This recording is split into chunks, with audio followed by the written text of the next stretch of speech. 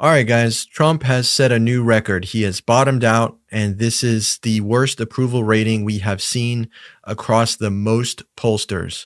Trump's approval rating hit negative with every pollster for the first time ever. Trump currently has an average disapproval rating of 55%, while 41% approve, according to the New York Times' polling aggregator. Polls including Morning Consult, Ipsos, HarrisX, Quinnipiac, YouGov, and Pew Research all show more Americans disapprove than approve of Trump's performance or favorability. Also mentioned in this article, they talk about Rasmussen, which is a very right-leaning Trump favored poll. Even that pollster is showing Trump in the negatives. Trump has never had exclusively negative ratings before, meaning that if the polling is accurate, attitudes could be shifting across the country. This is devastating news. I know polls are one of those things where, if they're looking to support your narrative, politicians love talking about them and flaunting them. When they oppose your narrative, it's always either ignore the polls or say that polling doesn't matter and it's rigged and et cetera, et cetera, et cetera. Well, I am of the mind of, you know what? If we're talking about the grand total of all pollsters, that might be worth paying attention to. And that's what we're seeing here, where it's just bad news on top of bad news. And I mean, what can we expect from, how this administration has been going so far? Mike, what do you think about these poll numbers that we're seeing? Well, I think the key indicator here is that all polls are showing that he's negative. Like you mentioned, it's not just the left-leaning ones. It's not just ones that you could expect that. Okay, maybe I wouldn't be doing well in this poll, or well, the demographic that was interviewed could be left-leaning or whatever. But it's also hardcore right-wing polls as well that are considered reliable or at least mainstream and things like that.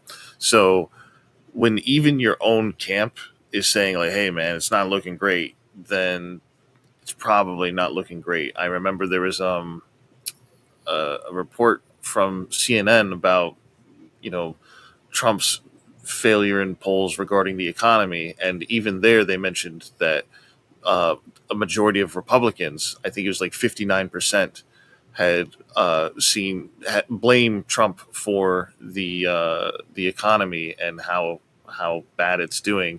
And the point that the CNN reporter made was, when you have a majority of Republicans agreeing with a majority of Democrats, that probably means that there's something there, So again, even if you want to be biased and say, well, I don't think that because I don't trust these things, it's like, just look at the numbers. I personally am highly skeptical of how much this is even going to phase this administration. They seem to have no problem sinking to new lows on a daily basis. So something like this would normally torpedo another campaign or another administration. It would cause them to say, hey, maybe we shouldn't be doing this because people don't like it. We need to do something to turn things around.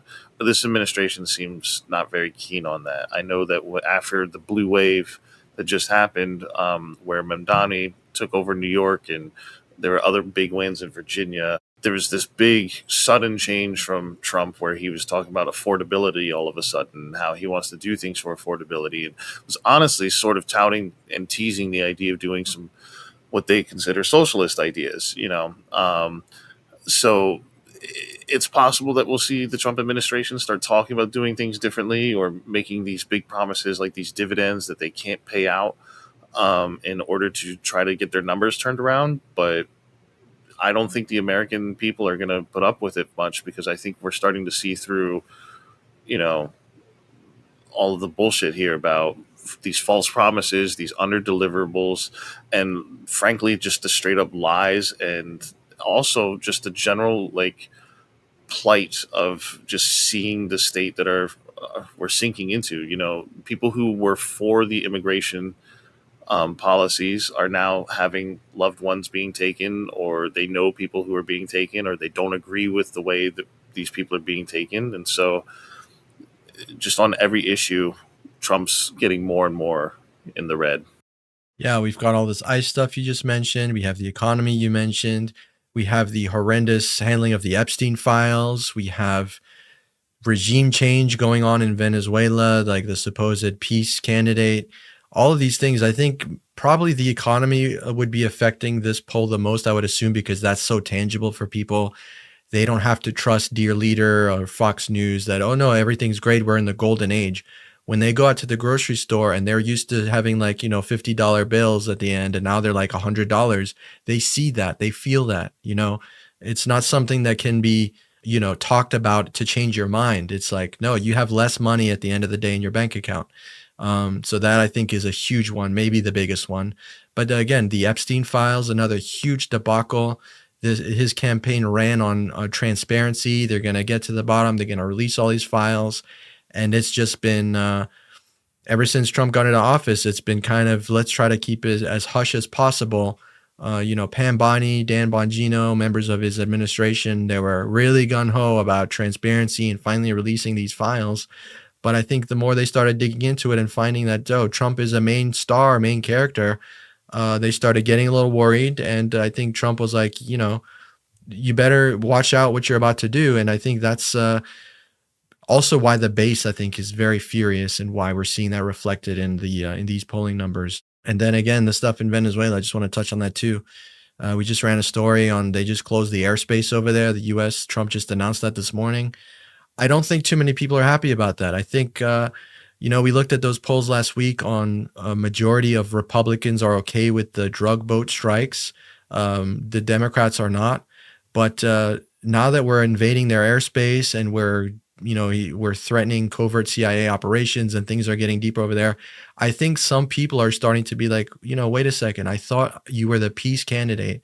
I was voting for you to end wars. And here we are in an impending war, seemingly out of nowhere. And, I think that's not a majority of the base, but I think it's some of them as well. Yeah, definitely. And then you also have on top of that what's going on with all these farmers. Beef is going crazy right now, and I think a lot of the farmers feel betrayed. And even at local levels, you have things that may not necessarily be tied to the Trump administration, but the Trump administration is definitely working with these big corporations to make things easier for them and definitely cozying up to them. And as these big tech companies move into very rural areas and grab up land and water and electricity, it's putting a lot of pressure on mostly red, small, towns with these data centers. So you've got collaboration with big tech kind of squeezing the little guy. You've got the Trump tariffs squeezing the little guy. You've got the Trump policies in terms of how we're making deals with our exports and these farmers. That's squeezing the little guy as well. So I think the left has been crying about this for a while, and the right has been sitting there saying, "Oh, you guys are overreacting." But I think now that it's starting to affect them, they can't deny it for too much longer, because even MAGA people that I know have been admitting, hey, I just went to the store and things got a little more expensive, or this has been getting a little more expensive. And as we know, the tariffs have not been in full effect for most of this administration. Even though they've been out there, they've always been pulling them back and restarting them or lowering them and then rising them. And so now that they're in full effect, I think we're only going to see it get, the economy is going to start doing worse. And I think that's where finally these people who live under this mindset of, well, it doesn't affect me, well, now they're finally being affected. And I think the numbers are just going to continue to fall unless the Trump administration can do something to turn things around. But so far, all they've done is give us empty promises. Yeah, and just one quick final note. You mentioned beef, and that got me thinking also about Argentina, which we haven't mentioned. The U.S.'s dealings with Argentina have been, I don't think people are happy with us sending $40 billion to a foreign nation, whether they're a friend or not. And the screwing over the farmers, like you mentioned, there's the beef situation that's going on, and the soybean farmers too that got shafted. That China is no longer buying soybeans from us. They're going to, guess where? Argentina. So just a total colossal mess. I think people are paying attention to all these factors, from the tariffs to the Venezuela war to Argentina to the Epstein files to all these things we mentioned. And it's just such a gargantuan plate of a mess that I think even the base, the hardcore MAGA base, is starting to wake up a little bit. And boy, it's going to be a long 3 years.